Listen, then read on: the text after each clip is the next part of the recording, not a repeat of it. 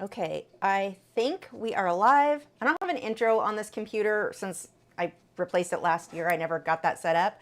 Let me know if audio is okay. Let's see. There's a couple of you here. Stream settings. So I'm gonna wait. Okay, you can hear me. Okay. Before we get started, something super weird. I'm going to be scratching all night long. Here, actually, we've got a few of you guys, because this is the first like public live stream or live stream I've done since July. I've not given updates, so let's just take a couple of minutes here to give updates. Oh, look, the itching's already starting. I'm trying not to. That story's coming. So last July, the first live stream. This is what made me think I should probably update people, since this one is the first like public live in a while. This submission came back in July, and the person submitted like after the stream had already happened, so I had let them know, oh, we will be doing I'll do you on the next critique, which will probably be a month from now. Then the accident happened. So we were in a car accident that was fairly not good. It totaled our truck, so we had to get a new one. So yay for more financial strain there.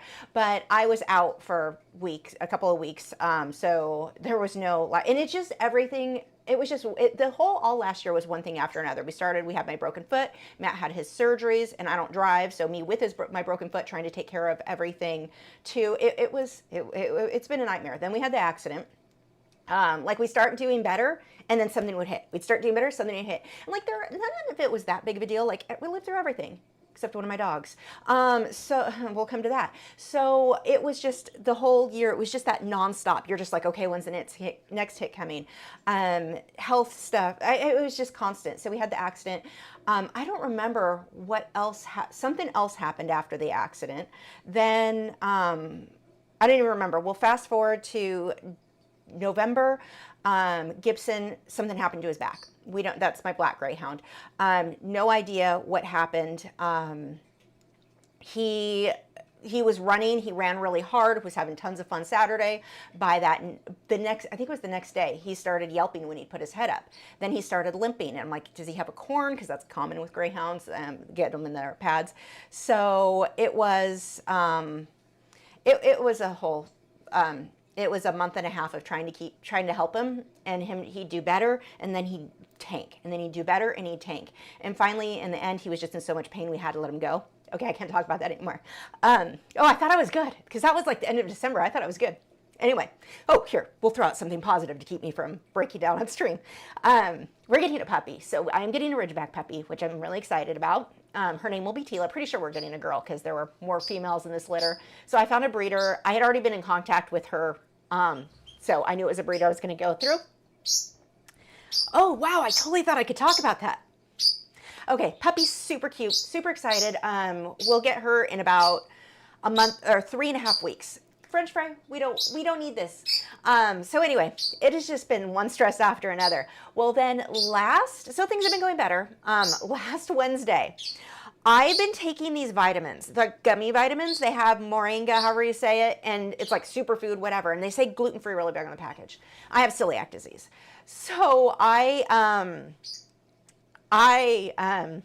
God, why did I even bring it up? I thought it was fine. Anyway, so with can we not? Yeah, I don't know if you can, yeah, wait, there he is. There's French Fry. He's all excited because his playtime is almost coming. So, oh yes, I do have puppy pictures. I'll pull those up while I'm rambling about the skin thing. So what day was that? Wednesday was the last time. So I've been taking for months these gummies. Well, when I got a batch, they tasted different. And I'm like, I was comparing the bags because the label changed too. I'm like, dude, are they the same? Did they change ingredients? I'm like, wait, these have barley and wheatgrass. That's something I normally don't eat, even though some people say it is gluten-free. I'm like, I don't risk it because cross-contamination. But I've been eating it I've been taking those for months and hadn't had any issues. And they did give me energy. I really liked them. So anyway, oh God, stop scratching. So I started a few weeks ago. I noticed in my throat was feeling like tight. And I thought I was getting sick, but then I would never get sick. Then I finally you looked in it, and I have these sores, like white patches inside my throat, and it looks like strep throat. And I'm like, except it doesn't hurt. I've had strep throat. That is horribly painful. There's no pain. It just feels weird to swallow. I'm like, that's odd. I get blisters in the back of the roof of my mouth like normal. That's not super uncommon for me. I have a lot of food sensitivities. And I never really take the time, like it's not that big of a deal. I don't take the time to figure out what it is. Well, that started happening and I was like, oh, that's weird. And then my legs, I've had a problem for years where my calves will itch if I wear like sweatpants or whatever, if I wear pants. Never figured out what it was. Doctors couldn't figure out what it was. It was like, okay, I guess I just have itchy calves now. Whatever. Like there's no visible rash. Like there's nothing there. You can't feel bumps, nothing. It was just a weird thing. Like, okay, that whatever. I'm obviously having a reaction to something, but we never figured out what it was. So last Wednesday, the day before I started scratching again, like on my calves, and it spread it through my arms. And this is part of why you're, for Patreon, that video hasn't been edited yet. I'm going to fix it up. So I don't know if you remember during the stream, I was my hands were kind of shaky. I think this was the start of that. Turns out I have a very rare form. Celiac disease has a side sister that we can also develop a rash. So what I think happened, those gummy vitamins I was taking had barley, and they count if something's going to be gluten-free by how many like parts per million are in the of like gluten are allowed before somebody would have a reaction. Well, I was taking extra because I'm like, oh, these are just moringa like superfoods. Like there's nothing in there you can't have extra of. And they did not energy like I was bouncing off the wall, but I just felt awake. I felt alert. I was getting tons of work done. Everything's going great. Yeah, do. I hear you back there. He's the cutest little friend. But anyway, I think because I was taking extra, that pushed me over the limit of gluten-free, but it was weird because I never had the normal stomach issues that celiac disease happens. Like a single crumb of bread or whatever, I'm going to have instant headache. Headache starts right away, and then within an hour or two, the stomach stuff starts. So, but I never had any of that. And I've been taking these vitamins, or gummy vitamins, whatever, for months. Yeah, pretty sure that was the cause of it because I took extra Wednesday night, and by that night, during the stream, I was like trying not to scratch because that's embarrassing to be scratching. Oh Lord, I can't even stop it now. There's no stopping it. It is so, yeah, you're absolutely right, Tiger Eye Firefly. So supplements are not regulated for quality control. Absolutely. Absolutely. And I've been eating, I thought I was, through the holidays and then everything that happened with Gibson, I was like, screw it. I had Pepsi, which is my favorite thing in the world. I would live off that if I could. I had cookies and you think that's funny? He's back there laughing. I don't know if you can hear him.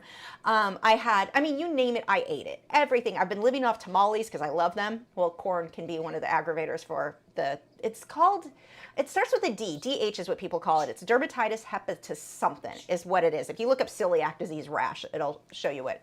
Mine isn't as bad as some of those pictures. I just have like little, you can this lighting, you can't see it. It's awesome. But my skin, like it's on fire. I can't sleep now because if I get warm, if I'm comfortably warm, my skin goes on fire and breaks out. Like it's started with just my legs and my arms. My legs and my arms have improved drastically today. I feel better. But it's spreading onto like my shoulders and my back and my toes, my freaking toes and my feet. Like I had it between the webbings on my hands. It was so terrible earlier today. It was like driving me crazy. So I found some things, joined some groups, stuff to like kind of figure out what's going on. I apologize for those of you who are here for the art. We're getting to that. I'm just giving a quick update since I haven't talked to some of you guys, because I normally just do the Patreon lives. So that is why, though, all that stuff that happened through the year, there was more stuff. I can't even remember. It was just one thing. My tooth broke, and I had to get a crown. Like, it was just little things, but it was just, like, non-freaking stop. So it was very hard to get work done. So I have so many plans for this year. I'm so excited. Everything's been going well. This actually, oddly enough, as much as you'll see me scratching, and I have my lotion that helps with the itching, I may have to pause. So if I do that, I just want you to know why. I'm not contagious, so that's good. See, even scratching my back, it's constant. But now I have to not just do gluten-free, I have to do a super strict, basically, I'm having, although grapes, I had grapes earlier and that caused my throat to do a weird thing. So apparently grapes are out now too. Chicken and broccoli I'm good with. I even did a 60-hour fast, so 2.5 day fast. I was shooting for 3 days. I didn't make it 3 days. Started feeling like crap, so I started eating. But I'm like, I'm trying everything. I am going to just clean trying everything. So yeah, my diet is, it'll be great for weight loss, so that's awesome because it's super healthy. But yeah, did I try antihistamines? Yes. So I am currently, I always take Claritin because I have my nose, my sinuses, it's a mess. So I always take that, and that's also helps with a lot of my food sensitivities. I definitely notice a difference on if I get nauseated more or not. So I take that regularly, and then I also tried Benadryl. The only thing Benadryl has helped me with is it knocks my butt out. That's the only way at this point I can kind of sleep through the itching. But Benadryl, I have a long history with Benadryl, using it to sleep. I don't use it anymore to sleep, but it also makes me super nauseated when it wears off. Like I get nauseated, like shaky. It was bad this morning. So I'm like, well, I'm not doing that. I got good sleep last night because of, well, good. But yeah, so that is what's going on now. And it should fade. The itchy, the celiac rash thing lasts for, they say as little as 2 weeks when you cut the gluten. And because I know exactly what started it, I'm hoping that, but I was eating it for months, so there's that. I'm hoping that that will mean it won't take me as long to heal. I don't know. But are you laughing back there? Yeah, I'm hoping, but it can take up to 2 years, some people, to heal. And there's a drug called Dapsone, and it's from the sulfa category. It's super harsh. Like, they use it for leprosy. That's what it was invented for. Doctors don't like to prescribe it. Super harsh. If I take that, within an hour, the rash and the itching can go away. And part of me is tempted. I'd have to go convince a doctor to give it to me, but because most doctors aren't really familiar with this condition. But being that I know what's going on, it would be easy to biopsy and then whatever. So yeah, that is, I really don't want to. So I'm trying to do it just by controlling my diet and dealing with that without going to the Dapsone method. But anyway, yeah, that's like last resort. If I have to, if it doesn't get better, I can use that to whatever. So that is what's going on. That's why I will be itching throughout the live stream. And I normally, that sounds like something that would be super embarrassing, and I would do everything to avoid. I can't, this is the most intense itching, like my arms. You should see, I've torn up my arms and my legs. It's bad. I've never experienced anything quite like this. So yeah, it's bad. But anyway, so that is what's going on. And I apologize. I'm not like, I don't know. I don't know why I think of itching as being like something to be embarrassed about, but there we go. So it's my back now. Now that my legs and my arms are doing a bit better, my back is like, ugh.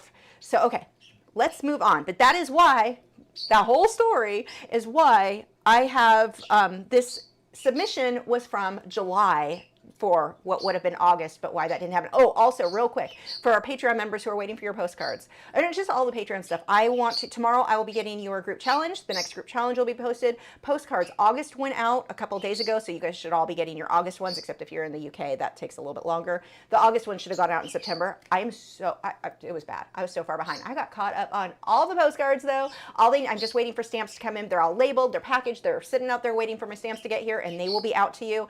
My goal, I really, really wanted to try to stay on top of that. The problem with the postcards, well, last year it was just like one thing after another. Everything got out of, I'm behind on everything. But the problem with the postcards, I can only afford to buy them because when I first started doing Patreon, they were way cheaper. And that was, what, 15 years ago? I don't know, not that 15, 2014. So 12 years ago, I can math.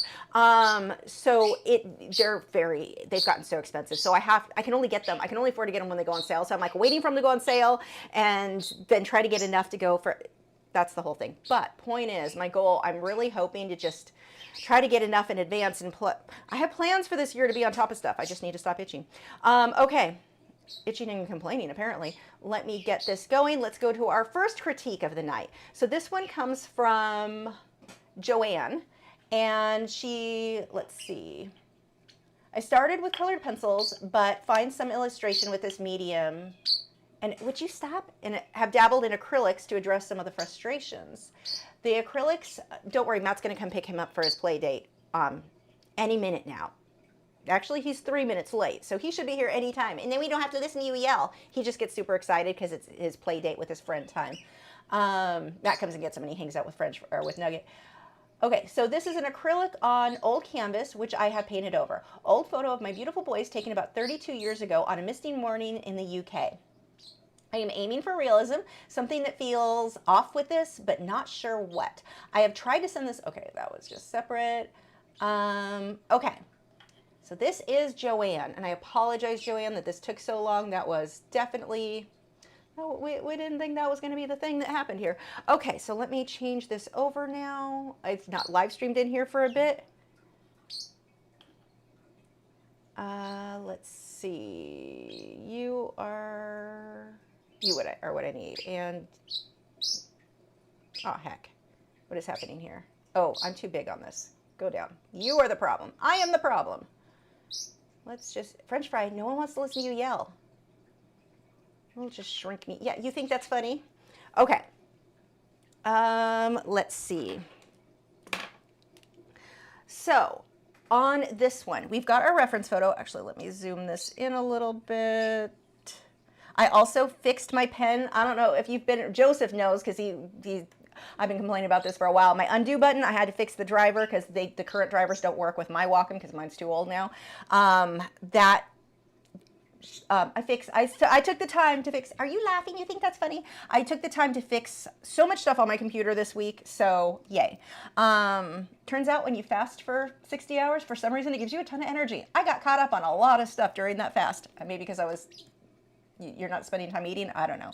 But this is our reference photo, and now my Wacom tablet actually works as intended. So here is that, and here is the artwork. Actually, I know, peekaboo, baby bird.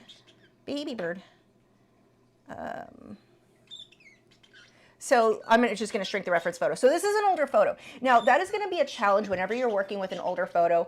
They are not as crisp as what we get even with our cell phones now. So it is crazy how quick technology came that far. So this photo does make it a little bit difficult. Now a couple of things that I want to point out that are going to be different on this. Your reference photo in the back, if you look in this area here, look at how pale that is. Then we've got the green. I think you nailed that. I think the background could go a little bit wider in the sky.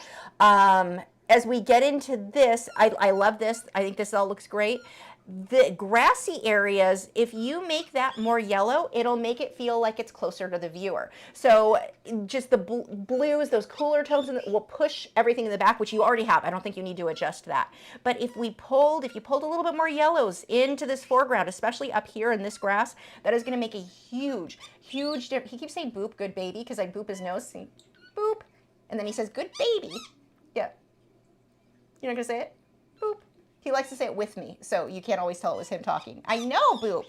So, anyway, now he's laughing. That is gonna be a huge thing on creating more depth in this piece, and maybe we'll mess around with that, we'll see. But the main thing, let's talk about the dogs and why those would feel off to you. I love where you're at on this piece because it is so, like, there's nothing wrong with it, it's just not finished. So let's look at a couple of things here. Now, the first thing I know peekaboo, baby bird, baby bird. Let's see, which brush do I have? Let's do you. Let's pull you down. I'm going to pull the opacity down a little bit. And I'm just going to over exaggerate this shadow here. So if we look right here, look how sharp that shadow is. Okay, good. I think the thing shows really sharp shadow. And that's kind of the thing throughout this whole piece. It feels very almost blurred together. A lot of it's missing some definition is number one. Number two, your lights are not light enough. Your darks are pretty good. You could go a little bit darker on some of the areas, but stop laughing. It's not funny. We don't make fun of artists. So this would be something I would start with is actually, let's be smart and put a new layer. Nope, I can't see. Let's just pull the mouse over. New layer, there's what I want. Okay. I know, peekaboo. So I'm just gonna start by, let's show with just doing a little bit of definition in there can start to do. Actually, that's too much. Let's turn the opacity way down from that. Maybe not, 14% is probably a little low. But we start getting some of these in here. Let's see, the shadow by the tail. If we can start getting a lot of these, like just changing the definition. And the great thing is, you've already got everything is in there. So just these little things, darkening up a few areas. And I don't even have this blown up. I can blow it up a bit more. I know, boop, boop.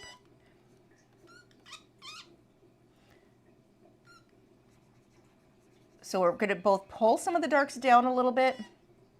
Your color, I love, like so much about this. This is absolutely amazing, but I see what you mean by feeling like it's just missing a little something. And this is coming from a lot of these shadows. We're too solid. Oops, that's a little bit too opaque. Let's undo. Oh, I love having my undo button back.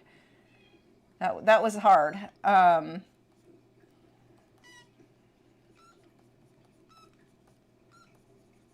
then my shadows, let's actually make those super, I'm going to soften that a bunch and change that so I can soften this a bit more where I get a little bit heavy-handed. Okay.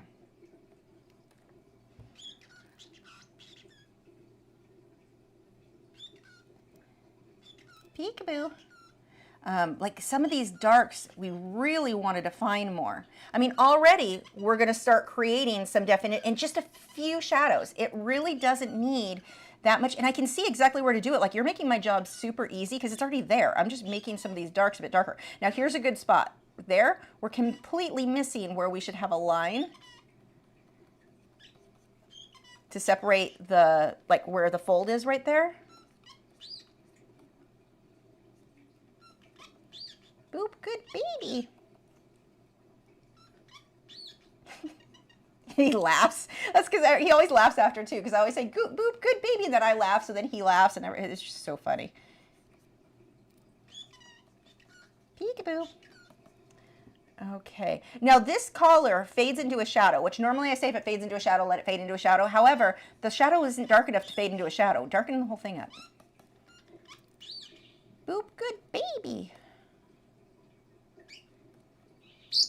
Oh, I think Dad's coming to get you. So looking at just those areas, like just a few things with that, and we haven't even touched the highlights yet. Like, that's next. So let's do the shadows on this dog real quick. We're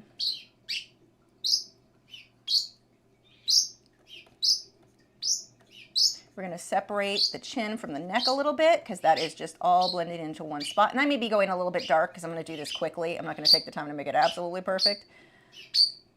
I think your darks in the face are pretty good.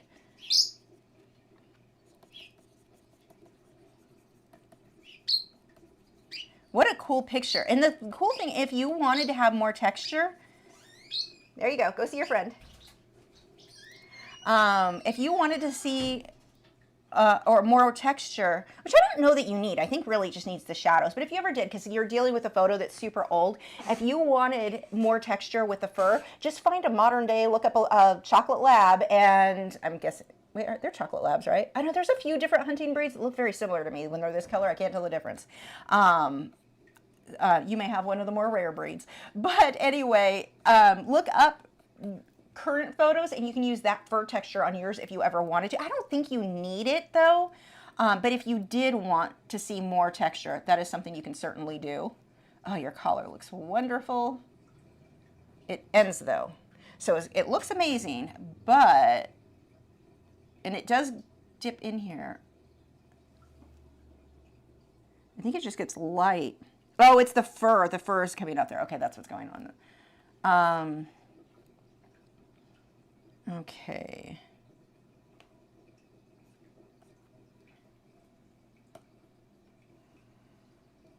Again, we're going to define the shadows in here.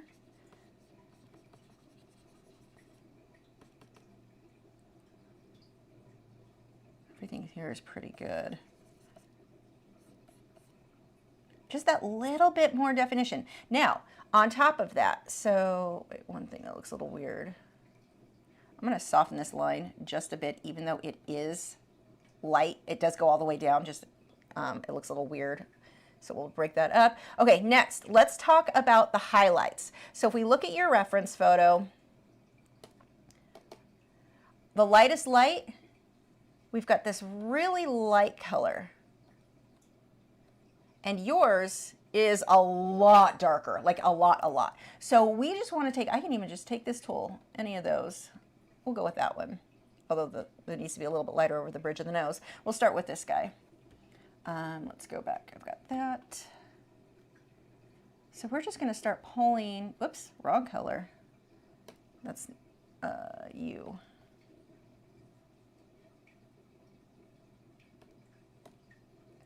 There we go. We're going to start pulling these highlights and really pushing those lights.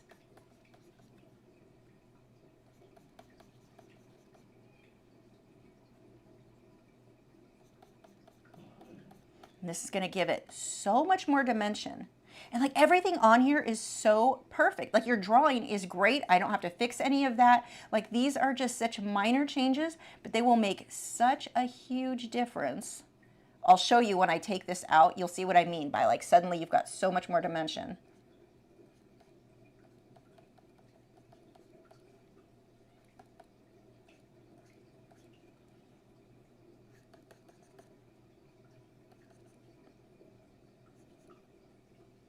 This whole shoulder, like we're missing a lot of highlights here. I mean, be slower and more like intentional than what I am. I'm going very quickly just to show what I mean.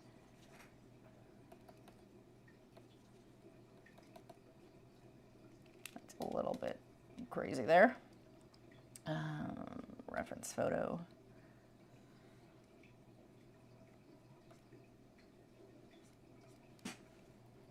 This whole leg really gets a lot lighter.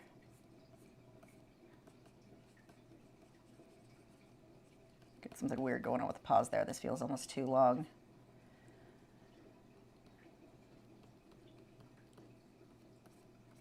This is just one color of highlight and what a difference it makes, but I would pull maybe a little bit of maybe a lavendery tone would also work.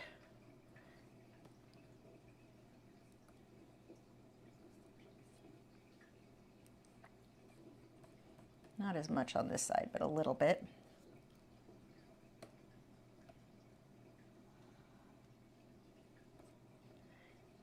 Okay, let's go over to this guy. Okay, just pulling out some of these highlights a bit more.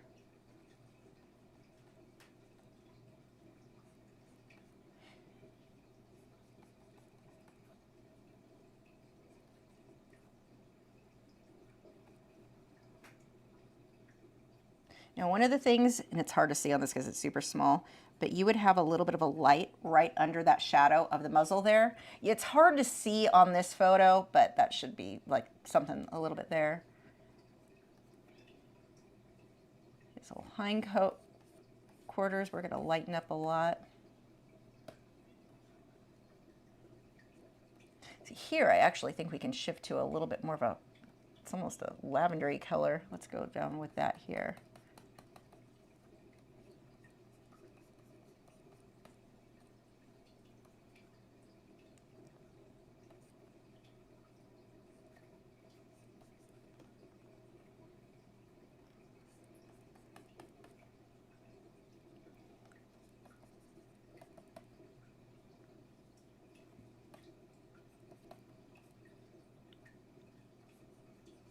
Okay, I think you get the idea. I can keep refining and keep messing with this, but watch the difference now with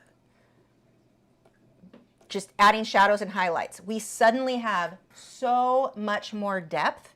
And I mean, I would continue working on it, but you get the point. It makes such a difference, and now they just, like, that's all you needed. More shadows, more highlights. All your midtones are there. You did such a good job. All the details perfect. Like, there's nothing detail-wise. That paw looks like it went down a little low, but maybe I'm just looking at it weird. Maybe it's just because the grass comes up higher. I don't know. But, like, it's so, so good. Just add shadows, make a little bit more definition on a couple of these areas, and highlights. That's really, I mean, that's all you need to suddenly have so much depth. Now, again, talking about the grasses, I added my brushes in. That was actually one of the things I just did. And I don't even see them. Oh, there we are, because I'm not in the right place. Do I have I don't know if I installed all my Air and Blaze ones. Hold on. I had a bunch of grass, and I don't think I did. I think I'm going to have to go look that up because I don't remember seeing when I was doing my installation.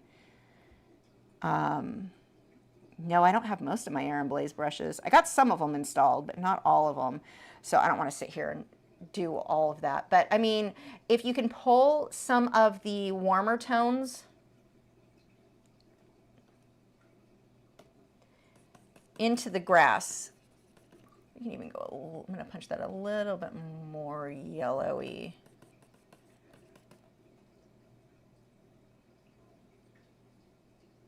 I just want to show you what I mean by like pulling some yellows up here will help this to feel, I mean, the same grasses that you have, just go over some of them and create some of the more yellow toned ones. It helps this whole area to start feeling closer to the viewer. Because right now, this foreground, it's the same, like it's a little bit darker, but it's still the same colors. So I would, if you can pull some of these yellowy tan tones in here, you know, this is super sloppy. Make yours look good. I'm just, you know, because I don't have my brush set in and I'm not going to take the time to do that much. But if you can do that, it'll help it to feel like this part of the ground is just way closer to the viewer. So yeah, that would be my tips on that one. It isn't going to take you much. Like your work, it's done. It just, no, wait, I don't want to say it's done. Nothing is wrong. I think that's how I want to word it. Nothing is wrong with it other than it's not finished. But you've done I mean, there's nothing that you have to go fix this, go change this, the ear's too high, the eye's too low, change, none of that. All you have to do, your shadows need to be punched up or, you know, make them darker and more defined and your highlights pulled in. That's it. And you're done. It's so good. And if you're no longer a member, I apologize that I told you I was going to do something and didn't, because I am just, that is like my thing lately. Because worst year ever. Well, no, we're 2026. I've decided this is a good year, and I'm not even counting the celiac rash. This is just a learning experience, and it's going to force me to eat the diet I knew I should have been. I've been gluten-free. I just hadn't been the histamine diet I knew I needed to do because I knew I was having reactions. It's going to force me to. So I don't count this as a bad thing. Oh, also quickly, just because Baby Panda's asked for puppy photos, let me show you really quick before I pull up the next, where's my mouse? There's my mouse.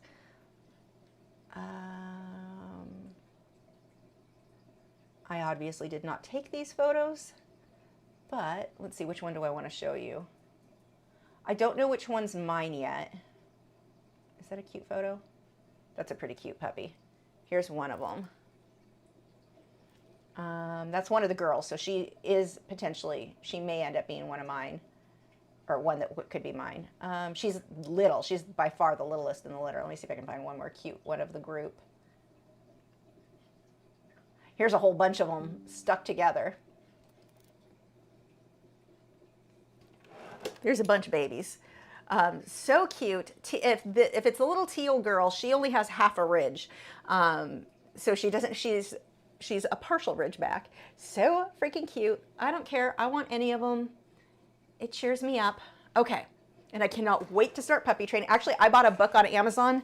I'll post it and remind me if you want it, if you're interested in it. On Amazon, I had enough digital credits that I got a free, like it came free with that. But it's a bunch of dog training tricks. Me and Wade already started. I'm teaching him to poke his head, like when I'm standing between my legs when I say peekaboo. So we're cow's not the brightest of cows, so it's going to take a little bit for him, but it's fun. I love doing dog tricks and stuff, so I'm really excited to get a baby to work with. Okay, anyway, back to the video. Focus, Lisa. Critiques. Okay, next we have, so that was Joanne. Now we have Tara.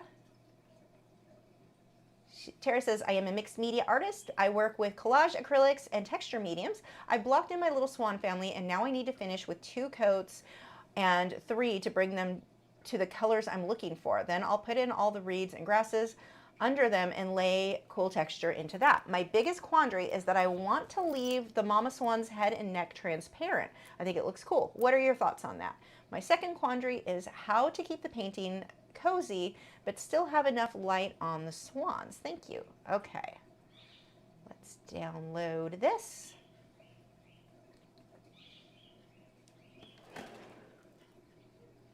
This sounds weird and interesting, and I'm really excited to see it.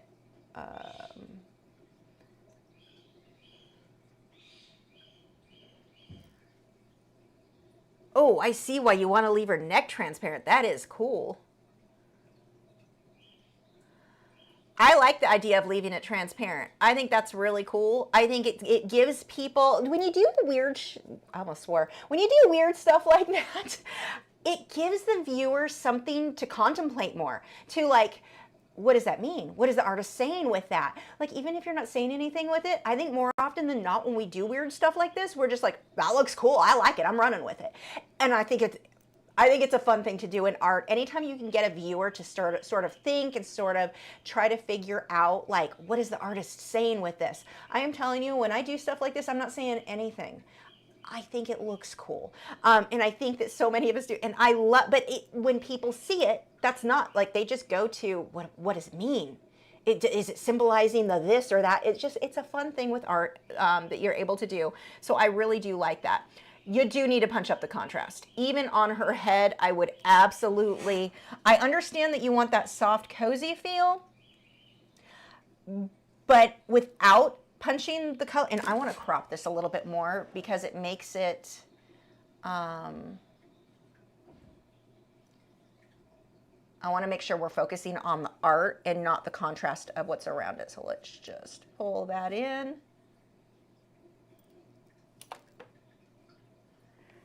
Okay, and let me go back again. Now that I've seen this, let me read again what you were talking about doing. So I blocked in my little swan family. Now I'd finish with 2 coats of 3 to leave them. To bring them to the colors I'm looking for. Okay. And then you're going to put the reeds and grasses. Cool. So yes, I say leaving her head transparent. Absolutely. Second quandary was how to keep the painting cozy but still have enough light on the swans. Okay, don't worry about the keeping it cozy. I think that's just gonna happen. Like, I don't feel like you're gonna lose it being cozy by making sure to get your highlights on there. I would still. Now I'm not gonna take the time to mess with the babies because obviously you haven't really painted them yet. I mean, you've got your base layer, but no matter what layer where did I put a layer? Was it on this? I was trying to put a layer on this, and I did not. I do not know what I did. Okay, so no matter what, I would recommend pulling highlights. Make this stand out. Make it obvious that is transparent. She fades in too much into the background. So I would make sure your edges are a little bit more defined. Make sure that beak is very separate from the water. Make sure, like, these are just things that I think is going to make her stand out more. If you're trying to keep it muted because you feel like it makes it feel cozy, it's going to look boring to the viewer. So, like, let's say it's hanging in the gallery and you've got lots of paintings, they are going to walk right on past that if you don't have the contrast to draw them in. Now, I'm not saying you need to go over the top, like, super stark, but you do need to get those highlights in there. Now the background, leave the background. You don't need to do anything with pulling like highlights and stuff into that. It's on the swans. You know, I mean, all I'm doing is white just to make her stand out more. Just make sure to get that to like be more defined. So I would still do some contrast, some interesting lighting on the babies too. I mean, if you can get a little bit more highlight on that. Now you can't do much more with the highlights on her neck because you're going to lose the fact that it looks transparent. So I mean, you can do a little bit more, but don't do that. That wasn't a good idea. That looks like crap. That kind of goes with, we have new merch, by the way, that says it looked better in my head. And that was an example of that. That line I put on her neck looked way better in my head than when I got it onto the canvas. But no, I would definitely be pulling out highlights here, and make sure you're getting this to all stand out and have that interesting draw the viewer in. High contrast is not what's going to take away from a cozy, soft feel. You can have that soft feel, but still have interesting lighting. I mean, if you look at some of the most beautiful paintings that are so calming and so just calming, we're going to go with that. They have really interesting soft lighting, but also like there's a glow to it. You've got definite lights and definite darks. Really define those. If you keep things too mid-range because you're trying to keep it like calm, whatever, it doesn't necessarily achieve that. It just makes it look flat. Make sure to get that contrast in there, get interesting lighting in there. Now the background is great. I would leave that. I mean, you said you wanted to get the reeds and stuff in, which definitely, but I mean, as far as the subjects go, and when you get into the water, when you're up close and all of that, get the contrast in there. It's not going to take away from it being cozy. It's going to make it more interesting and not look flat. But no, I love the idea of the translucency in her neck. Looks really cool. So I would personally go with that. Because I agree, looks cool. Okay, next we have a squeaky chair is what we have.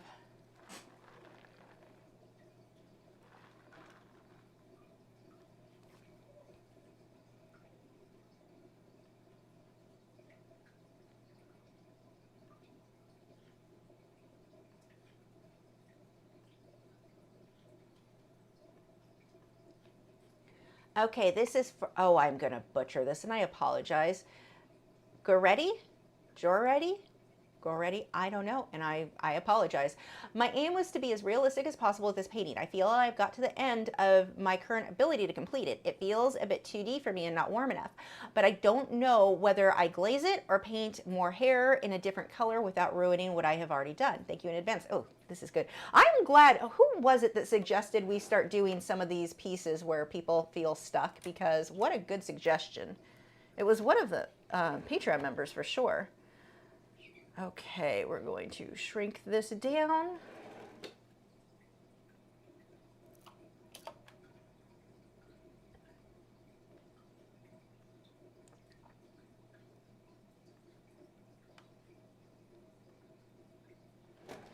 Okay, first thing, this is, see how the lion on this one, it's cropped off?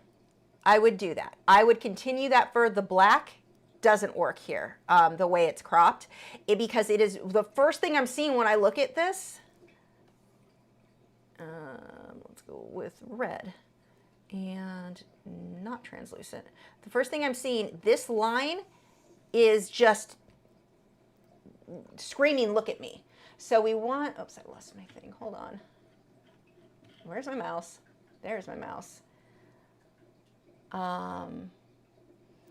You're in a really good place on this. I see what you mean where you're not sure where to move forward with it. So that's going to be my first tip is let's get, so we want to break that up. That is just definitely making his head look really square. So we're going to continue. I would say, it's not my painting. I'm not going to do it. I mean, I'm going to do it on this one. I would recommend doing, continuing that fur. The next thing is that, yeah, you're very much with the tans, and you've got some of your darks in there, but not all of them. You've got contrast, like it's started, but not completed. We've also got a little bit going on with the, because we get in here, some of the drawing.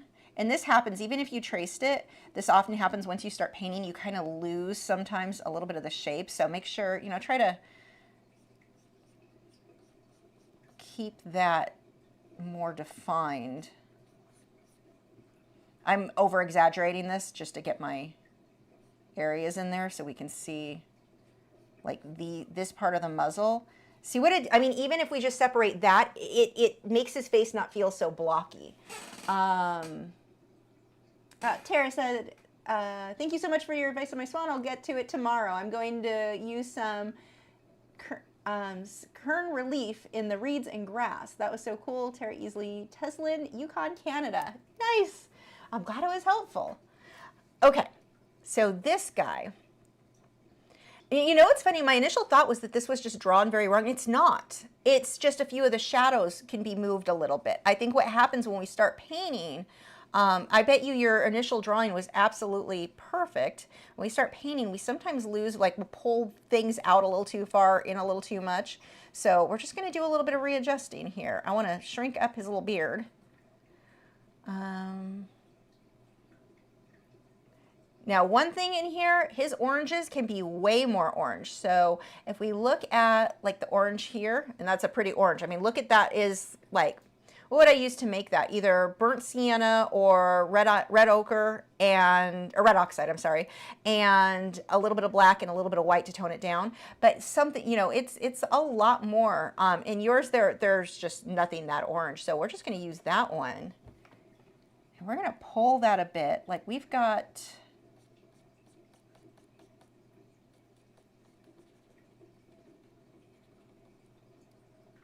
a little bit in here. You've got some. We're just going to make it a little bit more.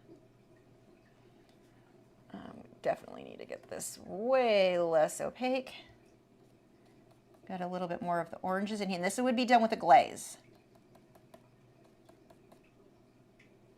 So like this right here, look how light yours is, but look at what our reference photo has. That versus that. Whoops, wrong area. Why are you showing me gray? You're not gray. That versus that is a lot dark. That one's the one I'm going for. A lot darker than what we've got over here. And why is that looking like... is it because I went over it? Because it's looking... that's weird. Whatever, it needs to be darker. Which we should see when it... yeah. See, I don't know why it was not picking up this one because it's darkening it up as I go through here. And I'm going to go to a darker. We're going to push this up. I don't want that to come out quite so far. We're going to pull that down. And we're just readjusting some of the lines, making some stuff a little bit darker.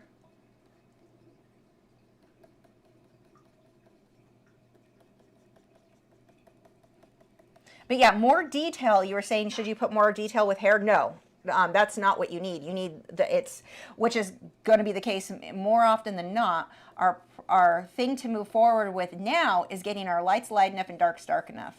I mean, yeah, you'll put a few highlights with hair. Go for it. But we need to really start getting the shading in there. And like his ear, you've got an ear here. We can't see an ear there on the photo that you sent me. Now, maybe it was cropped weird, but it's there. We don't have that. So we're just going to create the mane. We're going to continue that out.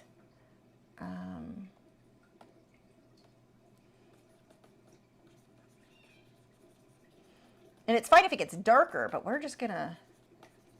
actually, let's crop yours too.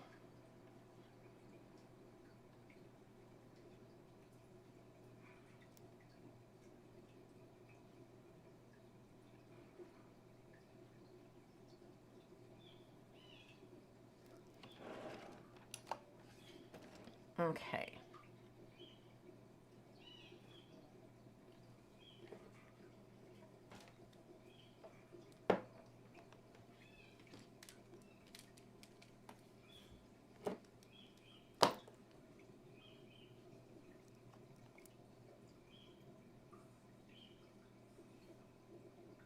Come on. Ah! I'm not great with using the pen to change the size of these boxes. I always hit the wrong thing. Okay, there we go. So we're going to do the complete wrong thing. What the heck did I just do? Use the mouse. Do it right. Oh, because I don't have my pen chosen. Stop laughing at me, Joseph. Joseph does Photoshop way better than me. So every time he's watching and I'm doing it, I know he's like just rolling his eyes and laughing at the stupidity of some of the choices I make. Because I make my life way harder than it needs to be. I am proof, though, that you can still do cool stuff even if you're not great at Photoshop. So we're just going to pull that out, and obviously I'm not going to do a great job here. We've got the hair comes out, we've got part of the ear, but it's just going to fade out.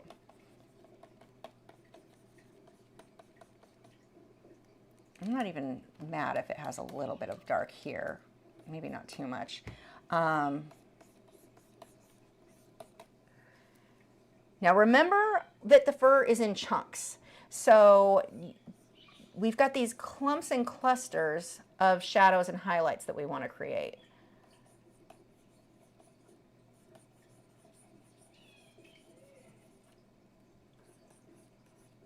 We want to darken up, especially around the edges. So it pushes the viewer's eyes inside. Now, and here's another thing, like, see this one, you've got the start of a shadow right here, but it's highlighted all the way down. And yeah, that is kind of how it looks on the reference photo. Let's soften that up some. Like I see, it's great because I can see what you're looking at on your reference photo. You're doing a really good job at copying what you see. But like this area, so see how we've got these chunks in here? We want to create, this should not be that rounded off, but we want to get some of these in there. I don't even care if I get them in the right place. I just want them to be there.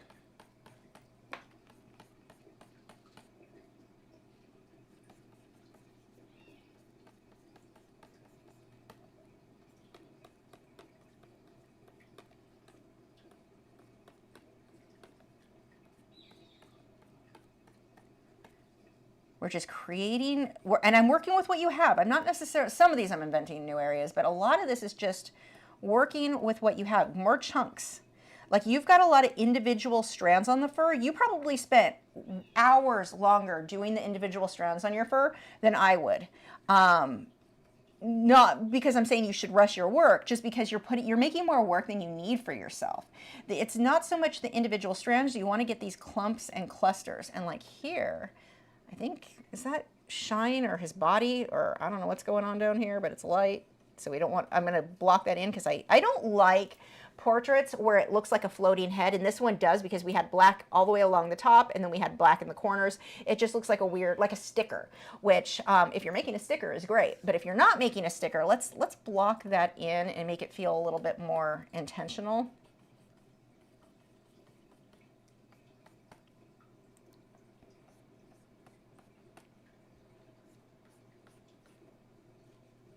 See, we've got these shadows in some areas that are really dark, like, but not all, like, too many are missing. We need to pull a lot of these in. Loki is making so many funny noises in the other room right now. He's hanging out with Matt. He's having a good old time, whatever he's doing. Loki is the male Indian ringneck. The white one that sometimes you see, well, light blue, that you'll sometimes see in my intros or my videos.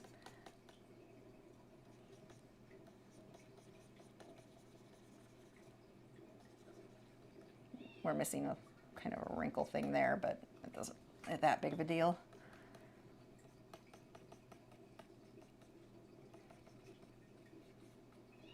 See, and right now these lines are too defined. Like they don't have the breakup in there that it needs.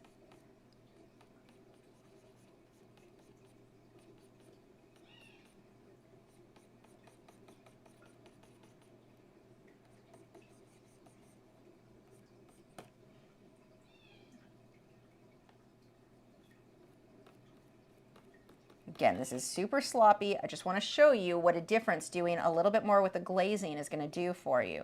Darken some of these up a bit more. Let's tone you way down.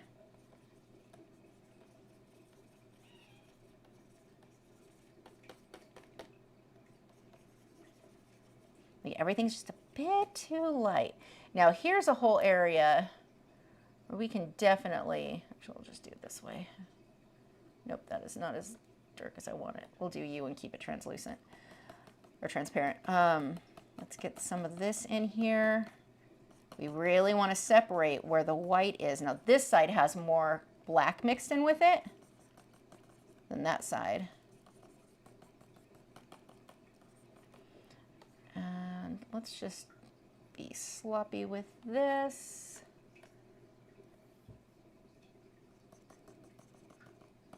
Put some of these little hairs back in, but these little hairs don't show up on yours in this area because the whole area was too light. We need to get around those edges a little bit darker.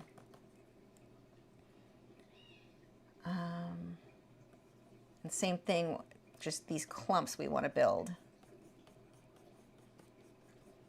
And this is too light. That whole area we can just darken up a lot. I'm going to do that. Just sloppy.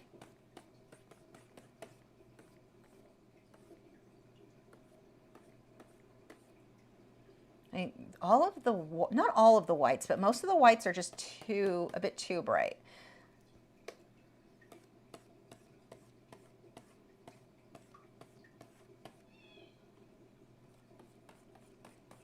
Pulling those shadows a bit more.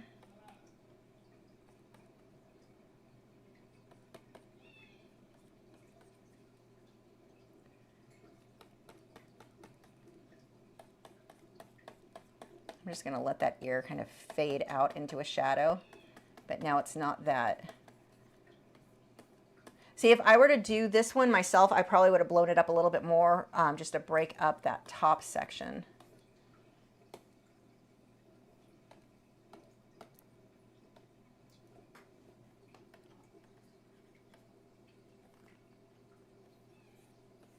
So we had more of the hair. Let's get a little bit more in there. Okay, so just by putting in more of these shadows, and I could go on with this. I mean, the chin, we've got that whole, actually, let's do that real quick. The chin is a whole other area that needs a lot. But just by, oh, it should be more. We're just missing some of the darks. Like, nothing's wrong. Well, I mean, I would fix some stuff, but for the most part, it's just get these darks. Like, everything's just too, I mean, even now, as I look at what I've got so far, it's still not even close to as dark as what my dark should be. It's still very, very light. Like, really push those darks a lot.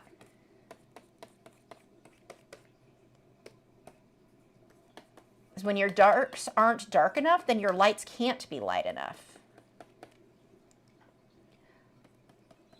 And then this, when you get to his beard, this does, I would pull this up a little bit. It feels like it came down like a little bit too poofy, but part of that is just that it's missing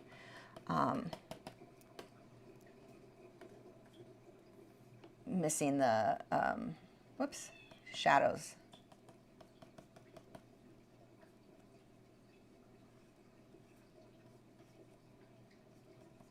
I think even that can be more.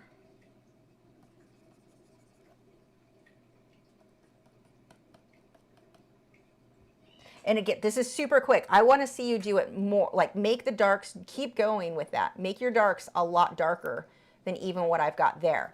I would probably spend another hour perfecting this to make it like, just like, but your drawing is fine. Like, you don't really have to change that much. Your eyes are beautiful, by the way. I really like that. There's not much, like, the work that it needs is not that much. It's just the shadows. Everything is just, whoops, you're too dark. Everything's just a bit too light. But luckily, just like with the other, with the labs we looked at, it's not going to take you that much to really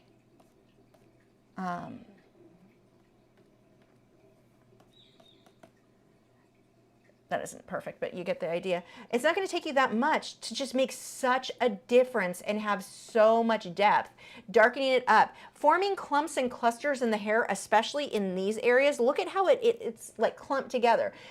Yours looks like he was just freshly groomed. I mean, he just came out of the groomer, which doesn't usually go well with lions, so it doesn't have a natural feel. Where they're going to have some kind of clumps in that fur, where it's rough and it's not going to be soft like a Persian cat. So get that to, you know, you got to get those clumps in there. Define those a little bit more. Even mine can be defined a bit more. I'm not kidding. I could sit here for hours and keep working on this. This is such a fun, you're at the stage that's my favorite, because now what you do from here are the things that's going to take it from looking halfway done to, oh my God, that is amazing. So not a lot you need to do. Just get the darks a lot darker, get a little bit more saturation with that like the red oxide or burnt sienna would be a good one to go with. If you don't have those, if you have like a Van Dyke brown and you mix a little bit of red and yellow in with it, that can get you there. Oh, stop itching. So yeah, good job though.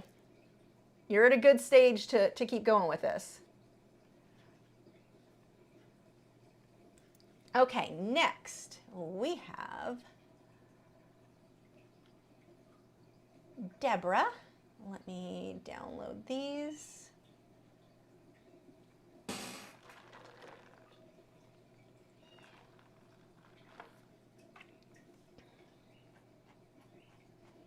Okay, that's sideways. I need to get it in here turned, and then we'll read what Deborah says. Here is our reference photo. So that one's not sideways. This makes me think of Disneyland. And you are sideways. You're not the right one. Yeah, you are. Okay. Oh, that's so pretty. What a great, like the composition of this, I absolutely love. I love that you took the chains out here because that would have been very distracting. Oh, I'm loving this. Okay, let's see what you actually say about this.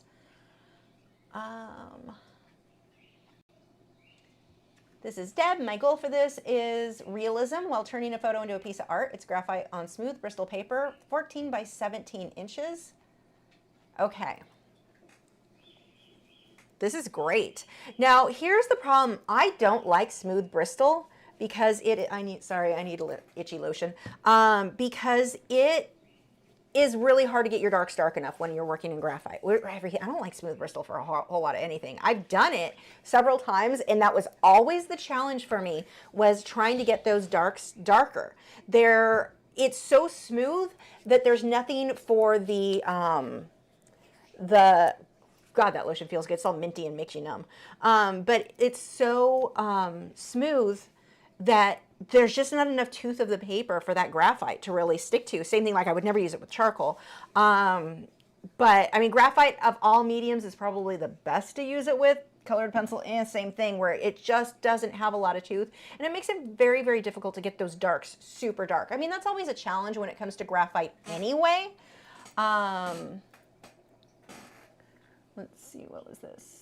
Audrey said, when you sit for hours painting or drawing, what kind of chair or cushion do you use to prevent back pains? For me, I just use a squishy, it's just a stool that has a squish pad on it. There's nothing helpful there for you. I'm sorry.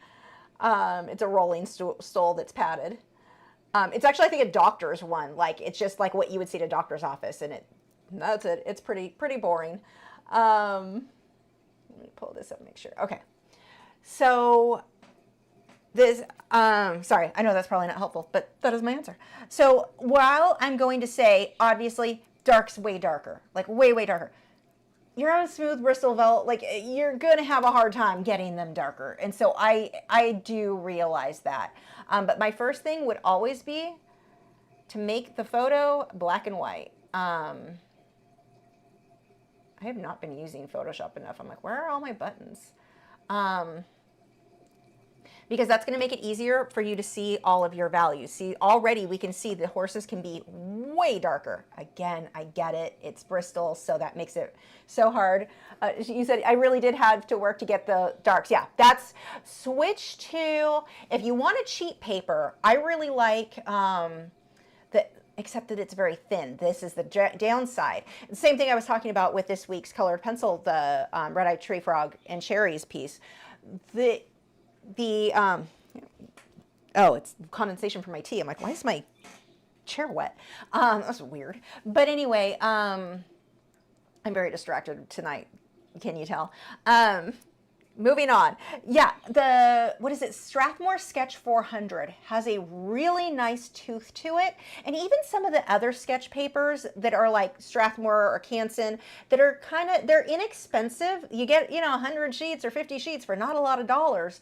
I prefer that over Bristol. Like any of the smooth vellums, it's too smooth. I'd rather have a little bit more tooth. I mean, we want smooth, but when it gets too smooth, now we can't get our darks dark enough. And really, what is more important? Super smooth for fine details, or being able to get our darks dark enough? Always going to lean towards being able to get the contrast. If I can't get the contrast, it doesn't matter how many details I have, I can't get the contrast, and that matters more than anything. So the paper is definitely going to make a difference. My favorite is going to be a hot press watercolor paper. Arches is my favorite. Fabriano I don't like as much, although it's still really good for graphite. But a hot press watercolor is my favorite for colored pencil. It's my favorite for graphite.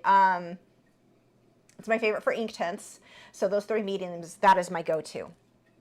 But your work is stunning on this. But yeah, that is really, the big thing is choosing the right paper to give yourself some more freedom. But beyond that, we can still work a little bit more on this. And you can see how much dark, I mean, that is a lot darker on the horse. However, if we look at this, I bet you that about what you've got on your, the bridle or, rein, whatever, I don't know, horse tack gear things. I bet you on your work is probably the same colors what the horses are on this one. Because it's so difficult to get those darks. Come on, grab it. There we go. So if we go with like the horse color there, look how dark that is. Even more, yours is lighter than your darkest darks are lighter. Your darkest darks are the same color. This color right here is what color your horses are supposed to be. Or, you know, the darker areas on the horse. When we get into the lighter areas, that is a big, big difference. So that is going to be the bigger thing. And this is something that I see. You always hear me talk about white Will Smith. I have seen so many artists do portraits of Will Smith, and the drawing is correct, but he's white. Like, he is pasty like me, and it's a very weird look. So you make sure you make your reference photo black and white so that it's much easier for you to judge your values. And one of the things that you can do, I've got an old video on this where you just you can buy them. They sell them on Amazon. What would they be called? Hold on, I'll tell you. A value card, value, something like that. Hold on. Value Finder, would that work? Yeah, look up Value Finder on Amazon. They're not expensive. They're under $10.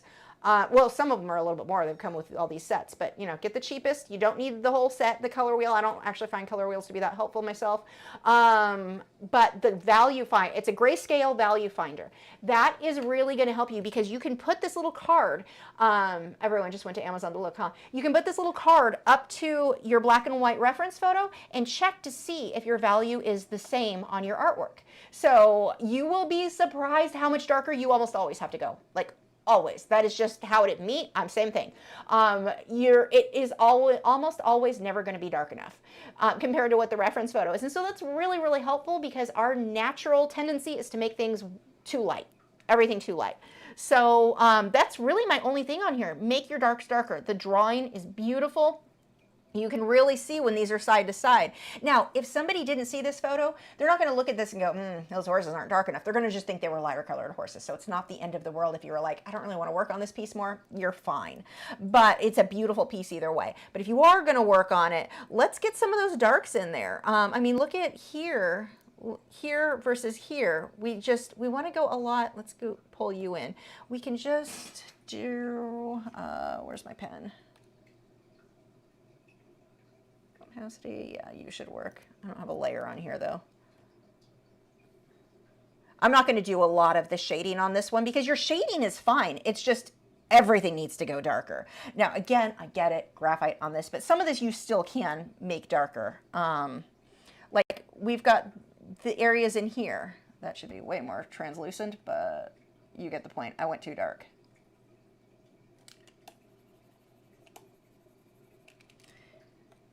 We've got a little bit more shadow in here. We've got, I mean, just a little bit more we can be pulling up. But if you didn't have your reference photo changed to black and white, you're not even going to notice that those aren't the same because we don't, when we look at something in color, we are not, I know I'm not the greatest at translating that into black and white and getting the values correct. You can get the drawing correct, but not necessarily the values. So if we can get a few, this is going to be similar on the hair to the lion. We've got some chunks in there.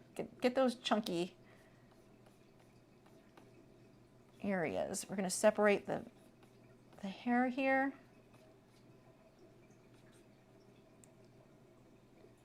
So, I mean, just a little bit of shading on the mane, and suddenly we have more depth.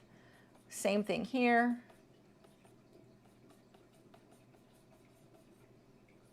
This whole side is darker. Like, all of this is a lot darker. But again, if you don't have it in black and white, you're not going to notice that as much.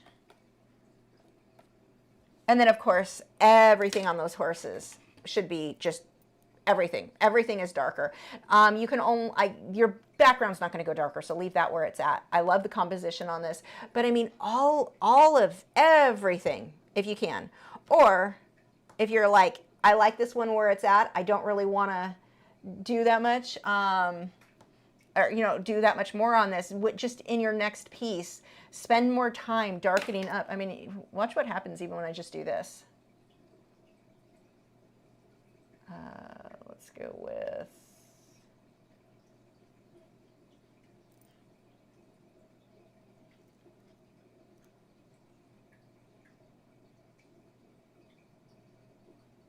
I mean, already look at the difference on that. Just by making your darks darker. It just makes it look more realistic by pushing those. Now, I'm making my whites a little bit too dark here too, but it gives you an idea of what I'm talking about with how much darker you can go. But that paper matters so much.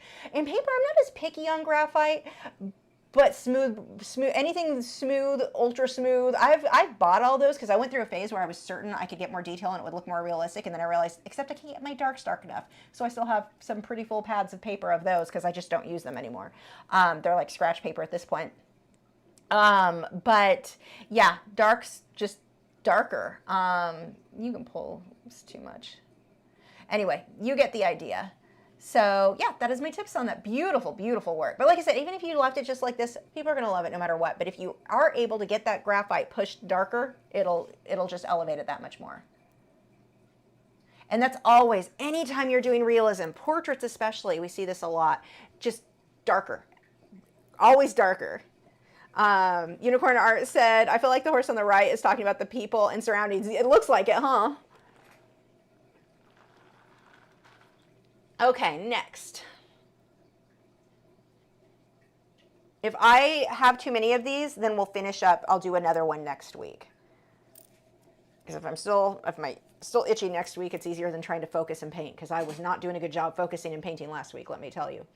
And actually, I'm going to finish, I've been trying to figure out, I knew the painting I did last week, for those of you on Patreon, the surreal one we're working on, it just didn't feel finished. The oranges were so bright. I need something bright up top, and I know it's going to be a starfish coming out, and I'm going to record it for you. I'm not going to do it as a live stream because we pushed that live stream to death. But I want to record painting the starfish and bubbles and some stuff to just balance it. It's just the balance when I backed away from it, I'm like, I'm missing something here. So, but I'm going to record that for you guys and then add it in and edit that later. So that is coming. Anyway, Annie is next. Let me save this.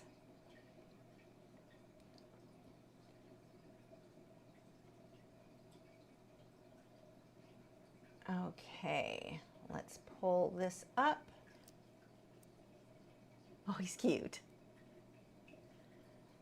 And do we have a reference photo? I don't think we had a reference photo. No. Okay, Annie says, this is my most recent painting. I did this with graphite paint. I wanted subdued colors. Graphite will do that for you. I love graphite. Excuse me. I wanted it to feel kind of muted, like an old photo. I used some watered down walnut ink over the whole thing before I started painting, but I think I'd like to go a little darker with that next time to make a sepia tone. I tried some hints of flowers in the background. I've been trying to loosen up, but scroll down. I still feel like I'm not as loose as I'd like. I haven't painted for a while. I've had some kind of artistic block, but I'm happy to finally get to it. Thanks for any advice. Okay. Graphite isn't one that I would use for going super loose, although you did really do a good job on making the branch loose. I like your background a lot. I really like the look you got there. My main thing on this, you already know what I'm going to say, don't you? I think everyone knows what I'm going to say because it's what I always say. Dark's darker, light's lighter. I understand that you're going for a loose look, but yeah, dark's darker, light's lighter. I like the muted colors. I like everything you've got there. I think it's a really cool design, but I need to make a new layer is what I need to do.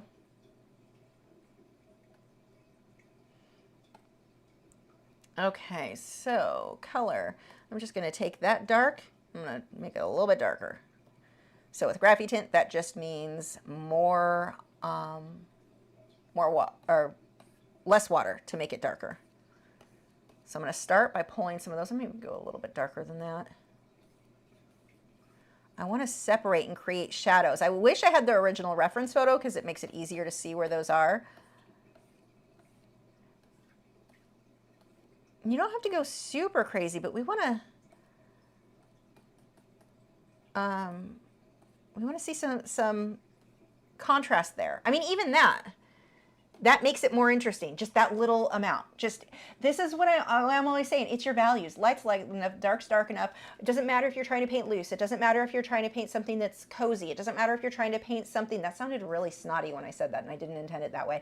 But it doesn't matter if you're trying to paint, I blame the celiac issue. It doesn't matter what style you're trying to paint. Contrast is just always going to make such a big difference. Light's light enough, dark's dark enough. I'm going to do the same thing. I'm going to pull some of the lights even light. Actually, no, wait, before I do that, I'm going to pull a little bit on his head. So you don't have to have a ton of detail, but we still want to get some values in, you know. Let's go with, actually, I'll just go with your mid-tone and then lighten it from there. So I'm not doing a bunch of details. I know you wanted loose, but I still want to get just that little bit.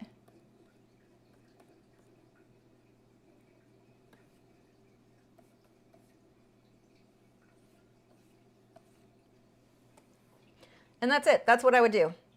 It doesn't take much to just make it a little bit more interesting looking. Just to stand out, draw the viewer's eye in a little bit more. It gives it a lot more form so that it doesn't look so flat. So a loose style does not mean that it needs to be flat. And I think that's something that I see people do a lot, where they're painting loose those brush strokes, but they don't, like, it's a really common thing. It ends up just, they're so focused on keeping it loose that they forget you still can have values in there. You can still have your darks dark and if your light's light enough. So that's what I would do there. Is I love the background, but look at how much more he just stands out. Same colors, just a little bit lighter in some areas, a little bit darker in some areas. So nice job. I like it. We don't get many graphite tint submissions. That's a fun medium. I need to do more with that. Okay. Next we have Teresa. Let's download this. Who sent, wait, what did you say? Or you texted me last night. You sent more. Did I delete them already? Yeah, I think I deleted them. I think you said, yeah, that's right. Teresa was sending me blank emails. Sorry, I just outed you, didn't I? Let's pull these in. Oh my God, how cute is that? Aw. Okay, let's see what Teresa says. Here is a pastel drawing I did of two conies. I don't even know what that is. You think I like animals, and I don't know what some of them are. I'm attempting realism 5x7, so very small. This is my first time using Inktense Me10's Velvet. I was not sure how it was going to turn out, but rather pleased with the paper. Now, my reference seemed a lot brighter, and my drawing colors look muted. Could it be the blackness of the paper? Absolutely. 100%.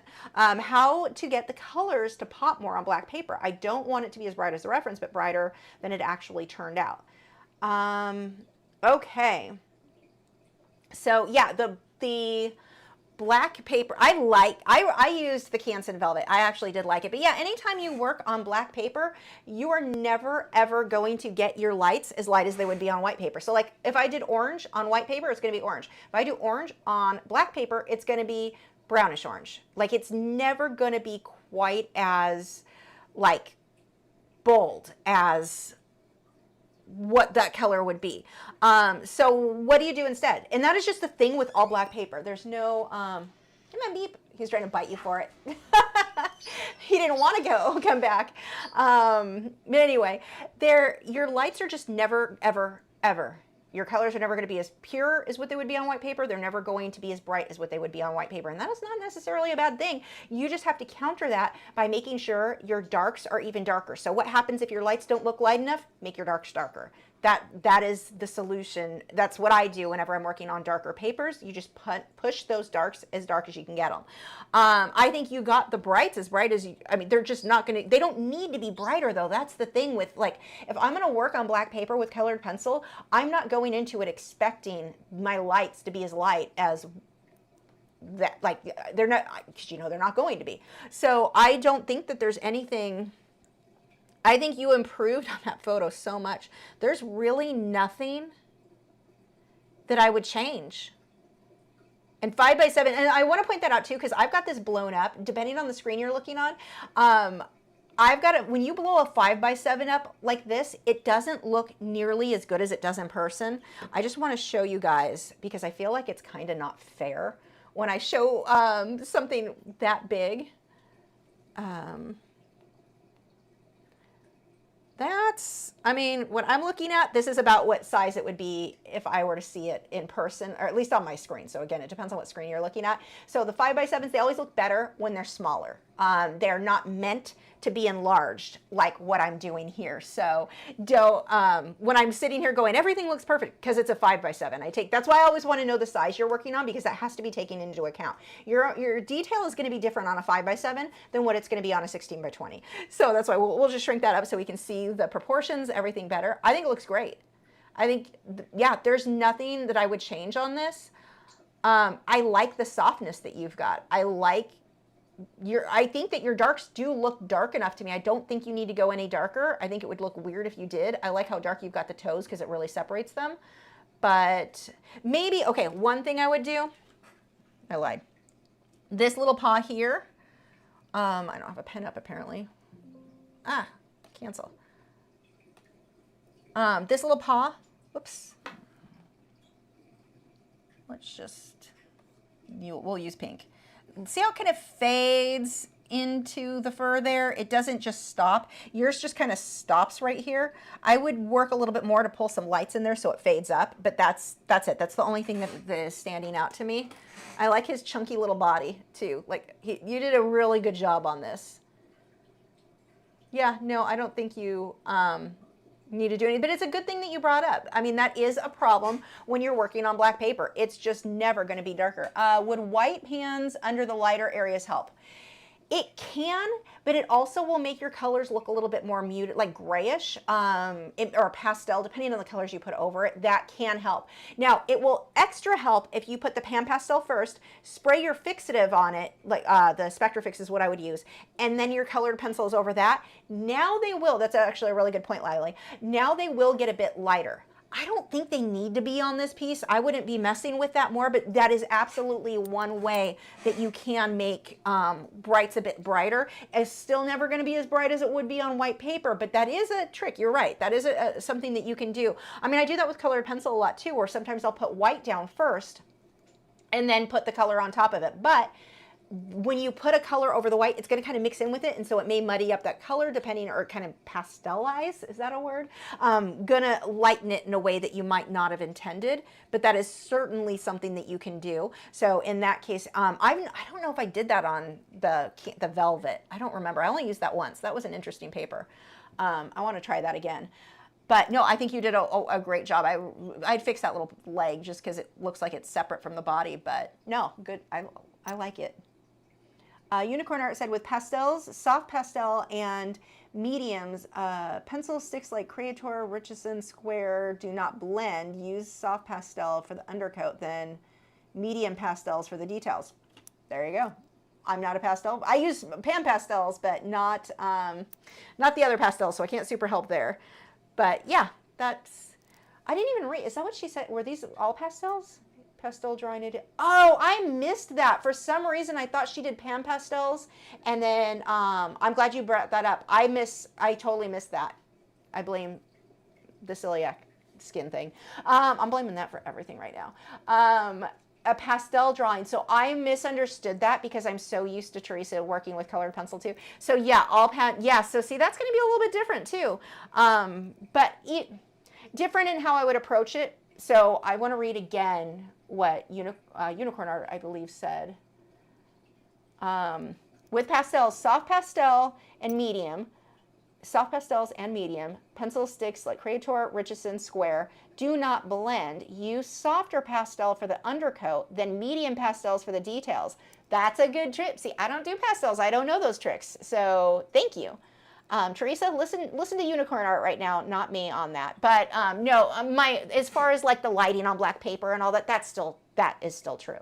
But as far as the layering, listen to Unicorn Art. Okay. It's interesting that celiac was never a disease before Monsanto started marketing and forcing Roundup into our food supply. Yeah, I don't know. When did Roundup start? Because I mean, I was born in '77 and I had it my whole life. We just didn't know that's what it was. I don't know when Monsanto started their stuff, but yes, that's a whole, we could talk about some health stuff. I could talk about that for a way. Maybe I need a new YouTube channel, huh?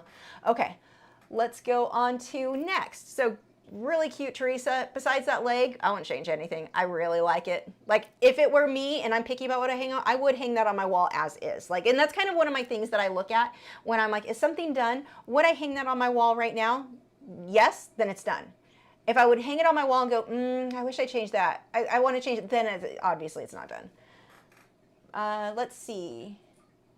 Oh, I've butchered your name before, and I apologize. Paramjeet. I'm butchering it, and I'm sorry. She says, I am not satisfied with this artwork. Can you tell me what can be improved in it? Let's see. Where did it go? I think this is it. Ooh. Wow. Dang. Seriously? Maybe you should teach me. That is awesome. Do we have a reference photo? It's always easier if I've got a reference photo because I can tell what it was, but I don't know if I've got one. Let me see. Sometimes they come in separately. No, we don't. Okay, so we don't have a reference photo for this. Let me read again because apparently I am struggling with reading lately. I'm not satisfied with this artwork. Can you tell me what can be? I need the art.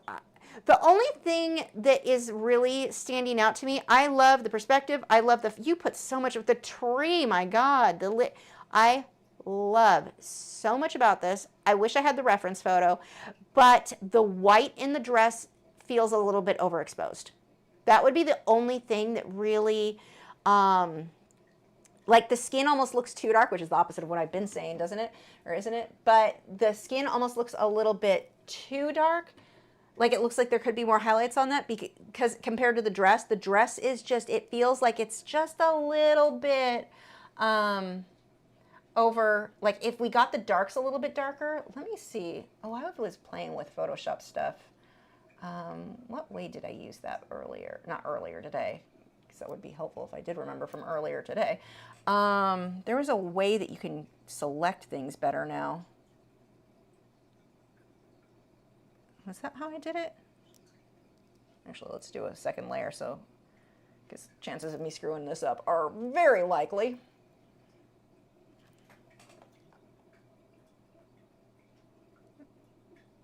Kinda. How do I erase some of it? Nope.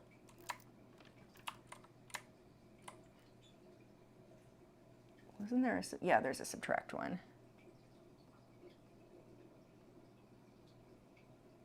And I want to subtract her arm and that arm.